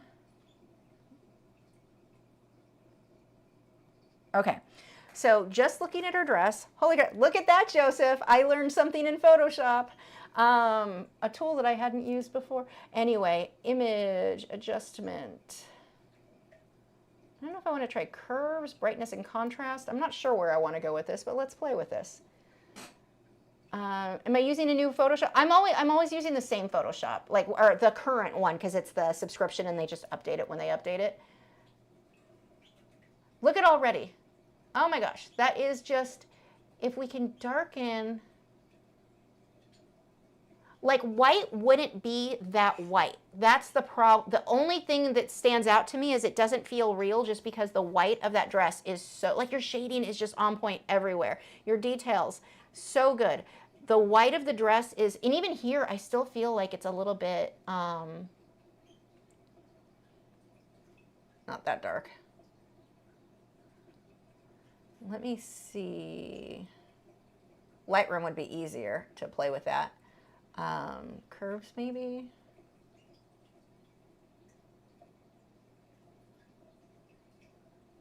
I mean, we still want our white highlights. I would be pulling blues and purples, not greens, but like the colors you've used elsewhere in this. I would be pulling some of like the lavendery purpley colors. I would be getting some of that in there. I don't know if this is going to do what I think it's going to do.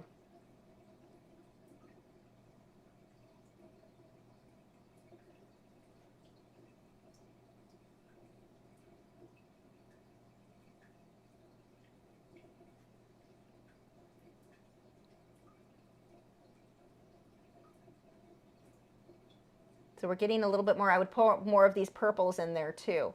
But look what a difference that can make. Can I push it a little bit more? Kind of. Because the white is going to reflect on other things. That works. So just, I mean, the bow's a little bit too pink now just because of what I did to it. But, and I would push it even more than that. This is just what I can quickly adjust on Photoshop. We've got to watch, and especially if the photographer isn't like, well, if they're not like a, well, I don't know, a lot of people call themselves professional photographers, but that is, wedding photos, that is just a skill that a lot of people don't get right. I wouldn't be able to do it. I don't know how to photograph white like that. But they will overexpose that dress. Oh my gosh, like that is so common. And it's a beautiful photo. I love everything. The lines on the perspective, so gorgeous. That dress I would pull down because of white. Nothing is going to be white, like a white shirt, a white dress, a white ball, a white anything. I mean, here, this is a white bottle. Let me see. I don't know if I'm in camera. Hold on. Let me pull up my OBS, which I've lost my mouse. My mouse is there. Here we go. Other computer screen. White bottle. That looks blue in here under this lighting with some orange, I guess. I don't know. It kind of pink, kind of purple, because my fish, it reflects what's around it. In this case, I've got blue lights on the fish tank. I've got the yellow lights behind me. You know, oh, I don't have my other lights on. I forgot to turn those on. Whatever. White isn't going to be white. It's going to be whatever colors are around it, a very light version of those, but it's not going to be white. And that's the only thing I'm really seeing on this, that like you want your brightest highlights to be white. But other than that, it's going to, I mean, you could pretty much glaze this entire dress with like a lavendery color, one of the colors that are like in the mountains. Not green. Green is the one thing I don't like to pull as reflections on stuff. It just looks weird to me. It's not that it's wrong, because that is going to reflect on things. I just don't like it. Personal preference. But I would pull like the oranges in the sky, the purples, and the other colors that are already there. You can glaze it and then pull your whites back out for your highlights. Would be the easiest thing to adjust on that. But other than that, there is so much I love about this piece, like absolutely stunning. That I intentionally do not do things with fences, with straight lines, with the perspective. Dear God, you did an amazing job, because you know now how long that takes. I know, because I've done it and I avoid it now, because it's just, it's so much work. You did such a good job. But yeah, that's the big thing, is just you could probably make her skin tone a little bit lighter. She's very orange. And I wouldn't even lighten, oh, hold on. Sorry. Let me put my sweater back on, which makes me itch, but whatever, or my flannel. Then you have something to stick to. I know you're trying to get my hair, but you won't stick. You're just going to fall out. No, you can stick. Yes, I make myself uncomfortable because the bird likes it. Hold on 1 second. Okay. Hold on. I'm moving my hair. You're attached to it. Come here. French fry. Can you let go? I don't know if you can see. There's a bird in my hair. Come here. Tiny bird. Come here. There we go. Okay. Yeah, I had to move you. Now you can go in my hair. Okay, there we go. Doesn't white usually reflect the color surrounding it? It does, but the sky would be above, so those orange tones would be in there. The purples I would use just because they would be very pretty in this, because it would balance the painting. So sometimes it's not, like I wouldn't do green, because green's gonna look like crap. Green will look like you just screwed this up badly. So those browns would definitely be used, or the oranges in the sky, and I would pull purples as well, because in those shadows you're gonna get those you know, lean towards those cooler tones. So, beautiful piece. Okay. Next, did I miss anything? Oh, that was acrylics, I believe.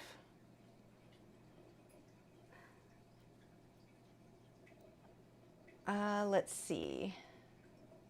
Let me double check. Well, I have to pull this up anyway. She didn't say.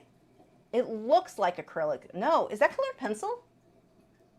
I genuinely can't tell, which tells me whatever medium you worked with, it might be colored pencil. You are great at whatever medium it is, because I can't tell. It could be watercolor and colored pencil. I genuinely don't know. Which to me is impressive, because, and that's kind of one of the things I often see people say, they don't try to make acrylics look like oils. Just let acrylics look like acrylics. I don't want to look at a medium and be like, I know what that is. I want to see the art. The medium is how the art was achieved, but I don't care what medium it is. I want to see the art. And if I look at something and it's like so obviously, that was definitely airbrush. That was definitely, I like not being able to be certain. The not being certain part, I mean, you're going to always be able, I mean, I can look at my, well, I can't tell my oils and my acrylics apart, but I actually have to go look up because I'll find old paintings and I go to make the listing to sell them on my site or whatever. I'm like, I genuinely can't tell what this is. So I have to go look up because I do, there's thousands of them, so it's easy to lose track. But yeah, that's, let's see. So anyway, yeah, I really always appreciate when I can't tell the medium because it just tells me you're really good at that medium. Because you can always tell the medium when someone is a beginner. It's very obvious. But when they're newer, much less so. Okay, next we have Pat.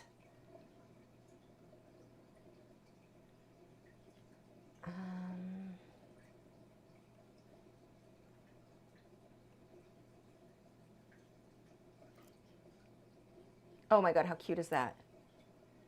Do we have a reference photo? I don't think so. Oh, it came from Wildlife Reference Photos. Okay, I'm going to pull up the photo from Wildlife Reference Photos. Thank you for linking that. I'm just going to screenshot it, but I'm also going to leave the name of the, so I'm not like violating, like if you want to use this photo in your artwork, go buy it from wildlifereferencephotos.com, although it's not loading. It's a serval kitten that doesn't want to load. Why are you not loading? Because they knew I was going to show it in my video. They wouldn't care if I was showing it in the video because I'm actually, in that case, promoting them, saying, hey, you can go buy this photo and use it in your artwork too. But it is broken. That is very weird.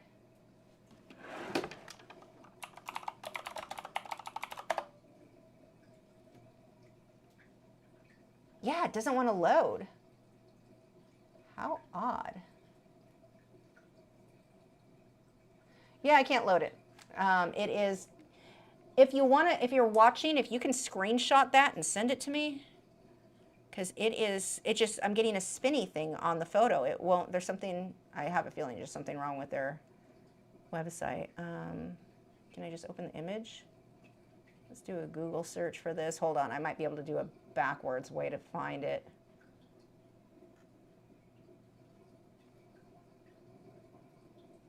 Sometimes, yeah, because sometimes the people will put it on stock websites and I can look at it there.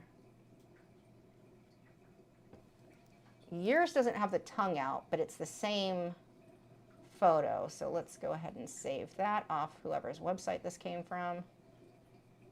Sorry, photographer. That one doesn't have it. That's not even the same photo. That looks like some weird AI crap. What the heck? Hold on.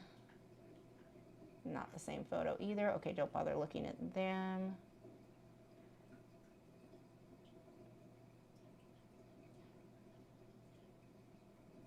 What I'm doing right now is a Google image search because usually if somebody's selling on Wildlife Reference Photos, their site, they'll sell the same painting or same photo on other stock services. So I'm looking to see if another stock service will work since apparently there's Wildlife Reference Photos is down. But anyway, this photo is amazing, but if you want to use it, you would want to go, well, you can't see it because there's something wrong with it. Maybe it was with my website or my computer. I don't know. Sometimes that happens. Yeah, that's about as close as I'm going to get, but it's something we can at least use. So it looks like it's by the same photographer, but not the same photo.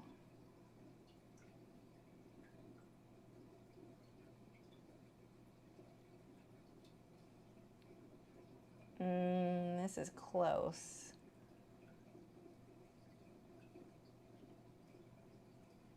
This is not in the English. I am not clicking buttons on that website because I don't know what I'm agreeing to there. Okay, I think that's about as good as I'm going to get, unless... Yeah, they're all with the tongue sticking out. What is this one? Yeah, everyone I'm finding is with the tongue sticking out, so I'm not going to really be able to tell the difference there. Will you load for me? All of the, even clicking it, their website is being like weird. So Yeah. Okay, we'll do the best we can with what I've got here. Let me save this image.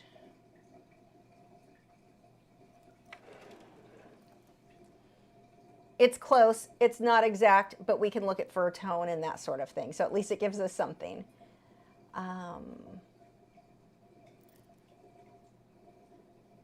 So this guy, obviously, same photographer, pretty sure the photos were taken at the exact same time, but they've uploaded 2 versions with the tongue and without the tongue. So, but we can look at our lighting, we can look at everything. Oh, this flannel is making me itch, French fry. It's a good thing I love you. He doesn't stick to my bare shoulders very well, so that's why I have to wear it for him. Okay. So let's actually read this now. Finished pastel painting created using soft and medium hard pastels on white 11 by 15 inch pastel mat. The photo that I used for the serval kitten juveniles from wildlifereferencephotos.com, which if you can get their website to work, is a good photo, by Alexander, I can't say it, aka the cloud tail, the snow leopard, is the username on their website. I am a wildlife artist that prefers minimalistic style, as I feel backgrounds often take away from experiencing the subject of the artwork, especially when it comes to the soul and the inherent beauty of the wildlife, or of wildlife. To accomplish my vision, I removed the distracting greenery and stripped the bark back from the tree and logged that anchor into the picture in order to bring out the power and nature of the nocturnal serval. About servals, okay, I don't really need that. Okay, oh, it's unicorn art.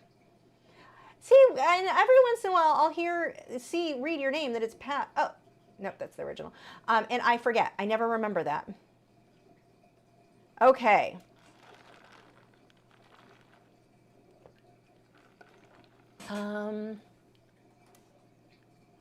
Make it caught up here.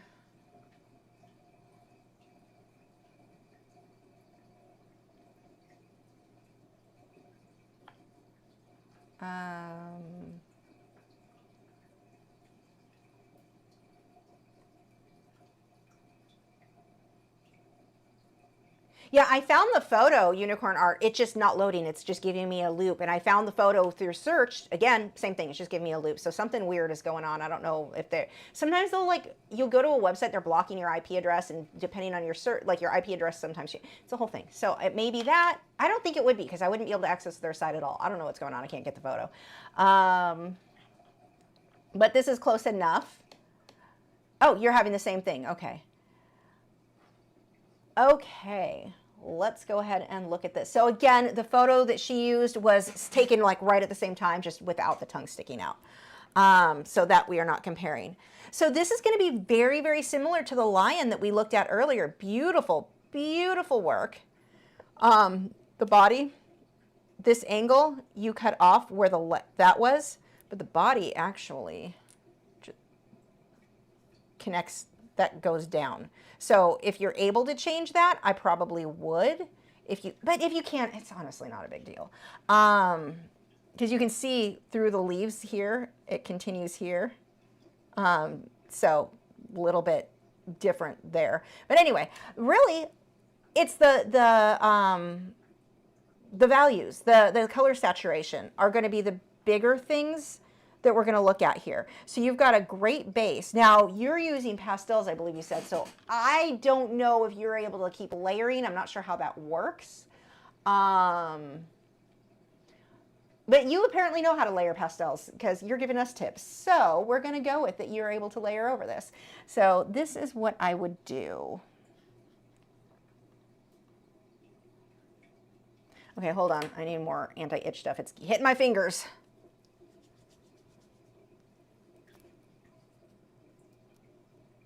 That is just so hard to focus. Okay. So we've got a few things that we want to do here. We're going to pull out. So that's really just a brown on the darker areas. Where am I at? Past that's probably fine. So we're going to dark. There we go. We're going to start pulling that out, really making that stand out. I'm going to make the jaw a little bit smaller because I'm pretty sure it's a little, face would be more like that, but I could be wrong because I don't have the original photo because Wildlife Reference Photo doesn't want me using their stuff. That's not true.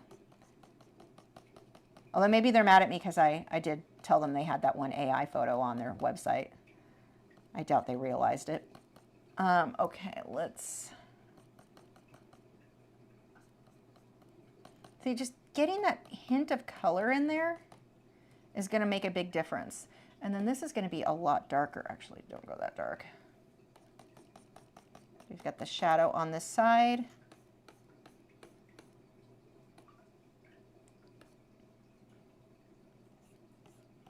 Making some of those darks a bit darker, and then back to getting our colors. Actually, I can't see the photo, but I'm assuming there's color there.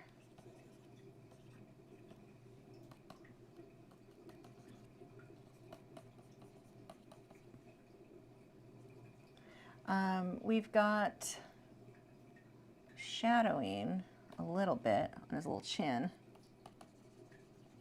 We can't make the white hair stand out if we don't have those darks dark enough.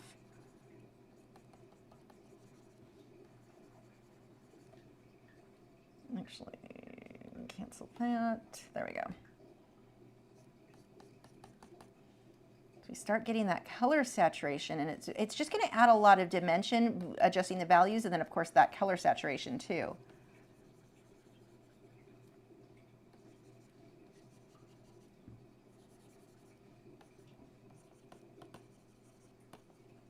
I'm doing this in a very sloppy manner, but it gives you the idea. You know, you get the idea. A little bit darker back here.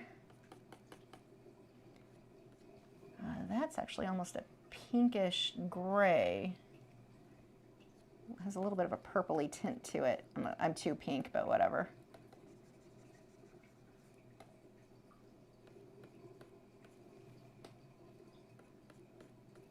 I'm just darkening a lot of this up. Oh, I didn't make another layer. I'm going to have to do, here, hold on, just so that I can get this to do what I need it to do later.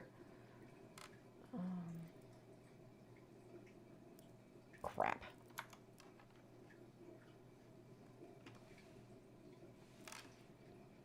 Oh, that's because I hit the wrong one, that's why. There we go. Just drop you behind. Really? That's how we're going to do that? We'll just do it this way then. Stop laughing at my methods, Joseph. I know I'm bad at Photoshop. Okay. What was I doing? We've got the shadows there. We've got more of our orangey tones.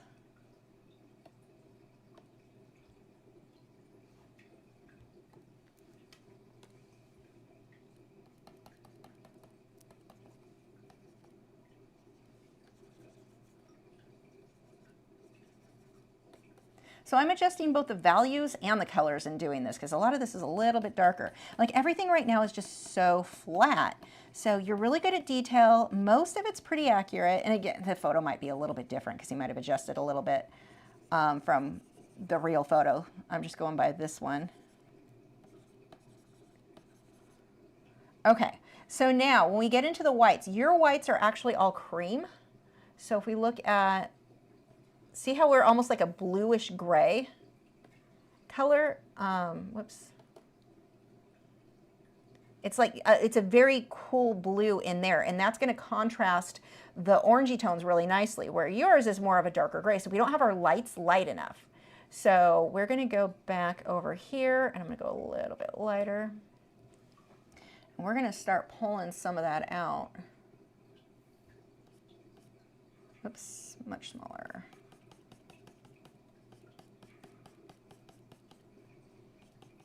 And when I say blue, I don't mean blue, but it is a cooler blue. Even if you just went with white, it would still make a big difference to start getting those cooler tones, or those lighter tones in there.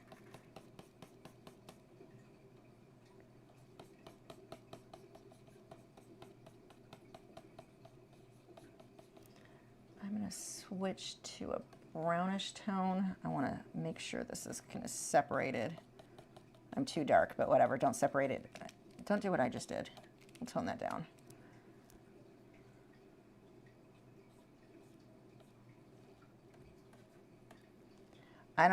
this isn't that it's like that on the photo, but that needs to be separated. That leg is just too, maybe if I just darken that guy and then pull those lighter colors back out.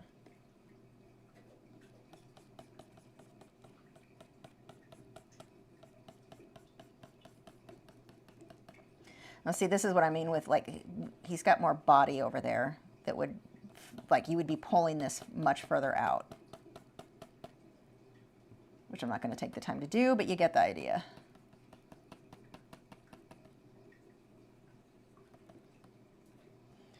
Go a little bit more opaque with that.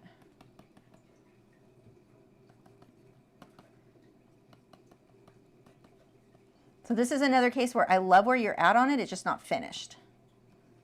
Like, we just want to adjust some of these values.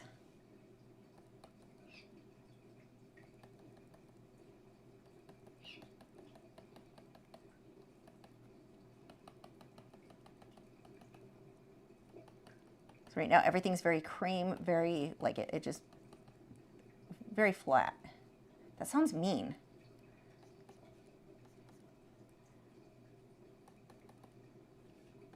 But you're at such a great stage on this because it really is at a good spot. It's just pulling out these lights and darks a bit more.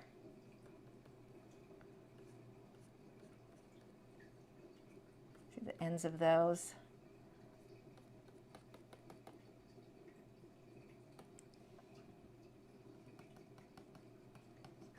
You did a great job paying attention to the direction of the fur. Out here, this fur needs to be a little bit longer though. That actually would be in a bit more. And then way darker. I mean, when we look in here, we're a lot darker.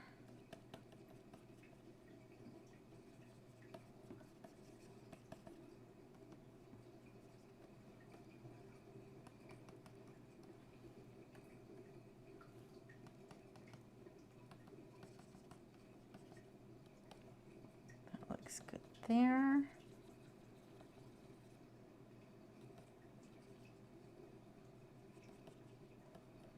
This actually connects in here more, I think. Although at this point I've been staring at the computer for a long time, so I may be missing stuff. And then the spots need to be a little bit, go a little bit more on the spots.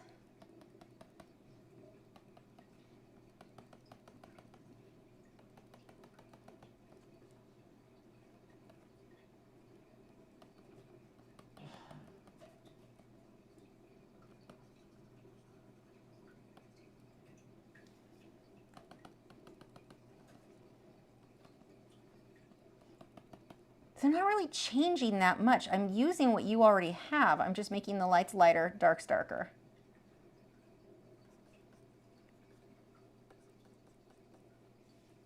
That's too dark what I just did. Do as I say, not as I do. Don't make yours that dark. We've got a little bit of dark right between the white and like little details like this, like a little bit of dark right between the white and the tan.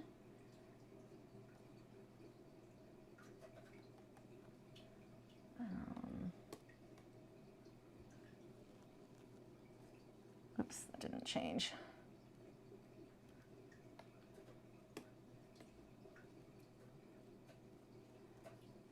I'm being really sloppy, but you get the idea. I mean, when you add this extra, and this is not done at all, like you definitely want to put more time into that. Hold on, my computer's doing weird things. There we go.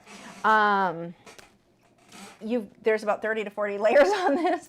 Just emailed the thumbnail photo as well as the one with the tongue out. It's a different color. Okay, let's take a look at that. Oh, I see what you mean. Yeah, I mean, it's a thumbnail. Let me save it and I can pull it up for you guys. So it's not going to be super helpful because it's little, but we can at least see the color. This will allow her to redeem herself and her color choices. Just kidding. No, it still needs more orange. It's the same. I'd still pull more. I went a little bit, like you need more detail around the neck. That whole thing needs to be like defined, and then the little brushes, mine's all smooth and messed up because I'm being sloppy, just to show you what I mean with the colors. And actually this area needs to be much darker. Now that I'm looking at that, one last thing I'll change on this. I mean, look how dark we can go under the neck to help the chin and that area to stand out a bit more. Right in there. Again, mine is sloopy. God, I'm getting tired. Mine is sloppy. It's not, you know, put your detail and stuff, but just start getting in. I mean, the white, the lighter color, the cooler white fur in here. If you can get those in there, it's going to add a lot more dimension so that it's not, my detail is horrible on this. Like I said, I just slopped in color to see the difference of the lights and the darks. But whether it be on this or other ones. And I would even do the same thing when it comes to the branch. I know you said you don't like to put a lot of the detail there, but I think it needs it. It looks flat. If you don't pull out the highlights, you end up just looking very, it looks too flat. Okay, that is too opaque. What do I have here? Now it's going to be too light. Yep. In between. But if we can get some interesting lighting, like I can understand wanting to keep it more simplified, but we still, you know, let's give it some depth. Being simplified doesn't mean that it needs to look flat. I mean, just that little bit. Look at how that branch suddenly has a little bit more life. Just a few, you don't need a lot. You don't need to go crazy on the detail, but we still need to get, you know, punch up the lights and darks a bit more, and it'll make a big difference on that end result. One other thing I want to point out, your fur type is very, like every single pencil stroke from out here, let's do this, from out here, what do you mean? Because the brush hasn't, what? No, because the brush target is layers. Oh, that's why. From out here, it is. What are you giving me an attitude about now? I chose a color. I have a brush.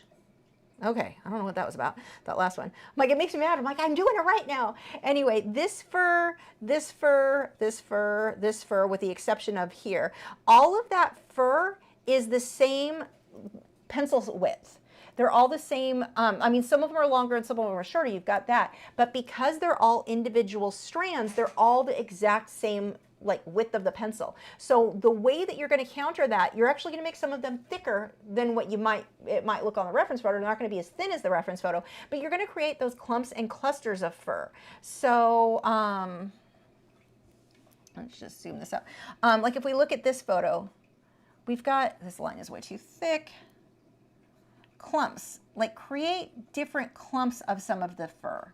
Instead of trying to make everything individual strands, get those clumps in there, that variation, because that is what's going to give you a more natural look. And it lets you control, like in here, look at, you've got the longer fur, which you captured on yours, but then, and you've got the shorter fur, but like the width of it all is the same, where here, some of these are clumped together in a way that you're going to have that variation in the width of the pencil. So you're doing a great job with the length being different up in one area versus another, but the width of the pencil stroke needs to have variation too. And the easiest way, you're only going to get it so thin, I get that, make some of them thicker, some of them more clumped together, creating that little form. Okay.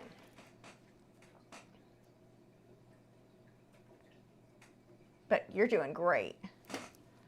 What are we? Oh, we're at 10:02. How many more do I have? Do you guys want to do another round next week? And then we can get some more submissions too, because I still have a few more to go. And it's already 10. We can do, because I have not done critiques in so long. So if, you know, a few of you guys want to submit some more stuff for next week, we can do that.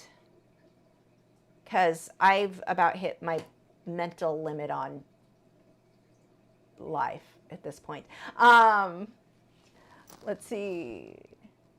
I like the cervical cat. I would do some more research for reference photos concerning the mouth. The bottom of the chin and the front cheek areas are more triangular or diagonal shape. Yeah, I mean, that reference photo we can't really look at right now. So yeah, that's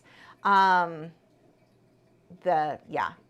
I'm going more with the texture and the colors than anything because I can't copy that exact thing because I can't really see up close to the original photo because we don't have that shot. But anyway, next week's good to finish. Okay, yeah, Lily, I've got you too for sure. So I'll post again over on Patreon. So those of you who want to submit, we can do a few more. And that works out really well for me. French Fry likes when I do the things because he gets to hang out with me at night. Is there anything else I need to throw out there? I will get, my goal tomorrow is to have the next group challenge for you guys over on Patreon.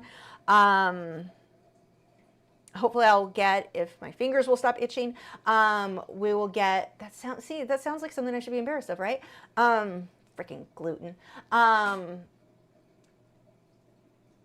What else was it I needed to do? The starfish, I need to finish the painting, and then I'll upload the finished version for you guys that have been following along on the surreal one on Patreon. And what else?